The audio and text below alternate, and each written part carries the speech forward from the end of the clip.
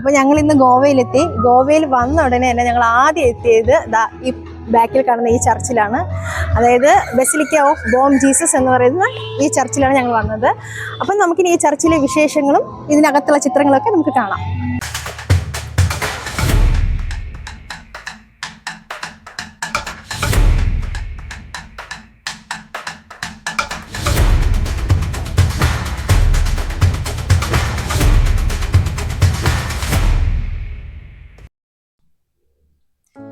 Basilica of Bohm Jesus Goa, old ഗോവയിലെ ബോം Jesus ദേവാലയം.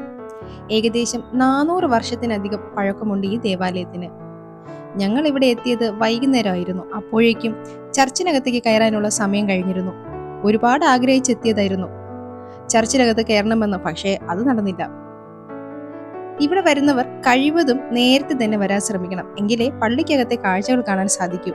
പിന്നെ ഈ ചർച്ചിനകത്ത് കയറുമ്പോൾ മാന്യമായ ഡ്രസ്സൊക്കെ ധരിക്കാൻ പാടുള്ളൂ.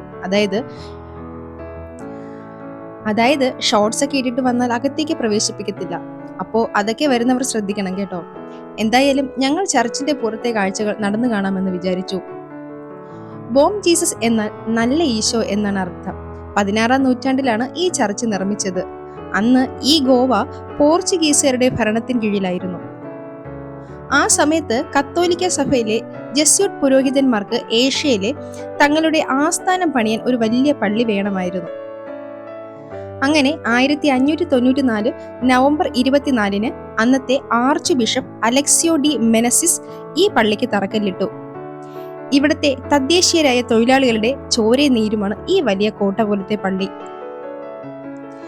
നീണ്ട 11 വർഷത്തെ കഠിനാധ്വാനത്തിന് ശേഷം 1605 മെയ് 15-ന് ഈ പള്ളി വിശ്വാസികൾക്കായി തുറന്നുകൊടുത്തു. പക്ഷേ വെറുമൊരു പള്ളി എന്നതിനപ്പുറം ഇതിനെ ലോക പ്രശസ്തമാക്കുന്നത് ഈ പള്ളിക്കകത്ത് സൂക്ഷിച്ചിരിക്കുന്ന ഗോവയുടെ കാവൽ വിശുദ്ധനായ വിശുദ്ധ ഫ്രാൻസിസ് സേവ്യറുടെ ഭൗതിക ശരീരമാണ്. ഇന്നും ഒരു കേടുപാടും കൂടാതെ അദ്ദേഹത്തിന്റെ ശരീരം ഈ ചർച്ചിനകത്തെ ഒരു വെള്ളി പേടകത്തിൽ സൂക്ഷിച്ചു വെച്ചിട്ടുണ്ട്. 10 വർഷത്തിലൊരിക്കൽ ഈ ഭൗതിക ശരീരം പൊതുദർശനത്തിനായി പുറത്തെടുക്കാറുണ്ട്. ഇന്ത്യക്കകത്തു നിന്നും പുറത്തു നിന്നും ലക്ഷക്കണക്കിന് തീർത്ഥാടകരാണ് ആ സമയത്ത് ഇവിടെ എത്താറുള്ളത്. 1552-ൽ ചൈനയിലെ ചാങ്വാൻ ദ്വീപിൽ വെച്ചാണ് ഫ്രാൻസിസ് സേവ്യർ മരണപ്പെടുന്നത്. അപ്പോൾ അദ്ദേഹത്തെ താൽക്കാലികമായി അവിടെ അടക്കം ചെയ്തു. മാസങ്ങൾക്ക് ശേഷം അദ്ദേഹത്തിന്റെ മൃതദേഹം മലാക്കയിലേക്ക് മാറ്റാനായി പുറത്തെടുത്തപ്പോൾ അദ്ദേഹത്തിന്റെ ശരീരം ജീർണിക്കാതെ പുതിയൊരു ശരീരം പോലെ ഇരിക്കുന്നത് കണ്ട് ആളുകൾ അത്ഭുതപ്പെട്ടു. പിന്നീട് 1554-ൽ ഈ ഭൗതിക ശരീരം ഗോവയിലെ സെന്റ് പോൾസ് കോളേജിൽ എത്തിച്ചു. പിന്നീട് 1624-ൽ ഈ പള്ളിയുടെ നിർമ്മാണത്തിന് ശേഷം അദ്ദേഹത്തിന്റെ ഭൗതിക ശരീരം ഇവിടത്തേക്ക് മാറ്റി. 1637-ൽ ഗോവയിലെ വിദഗ്ധരായ തട്ടാന്മാർ ചേർന്ന് ശുദ്ധമായ വെള്ളിയിൽ ഈ പേടകം നിർമ്മിച്ചു. വിശുദ്ധന്റെ ശരീരം അതിലേക്ക് മാറ്റി. 1759-ൽ പോർച്ചുഗീസ് സർക്കാർ ജസ്യൂട്ട് പുരോഹിതന്മാരെ ഗോവയിൽ നിന്നും പുറത്താക്കി. അതോടെ പള്ളിയുടെയും അതിനോട് ചേർന്ന് കിടന്ന വലിയ ആശ്രമത്തിന്റെയും ഭരണം മറ്റു സഭകളുടെ കൈകളിലായി. ഈ പള്ളിയുടെ പരിപാലനം കുറഞ്ഞതോടെ ഈ പള്ളി തകർച്ചയുടെ വക്കിലെത്തി. അങ്ങനെയിരിക്കെ കോളറ പോലെയുള്ള പകർച്ചവ്യാധികൾ പടർന്നു പിടിച്ചതിനെ തുടർന്ന് പോർച്ചുഗീസുകാർ അന്നത്തെ തലസ്ഥാനമായ ഓൾഡ് ഗോവയിൽ നിന്നും പനാജിയിലേക്ക് മാറി. ഇതോടെ ഈ പ്രദേശം ജനവാസമില്ലാതെ കാടായി മാറി.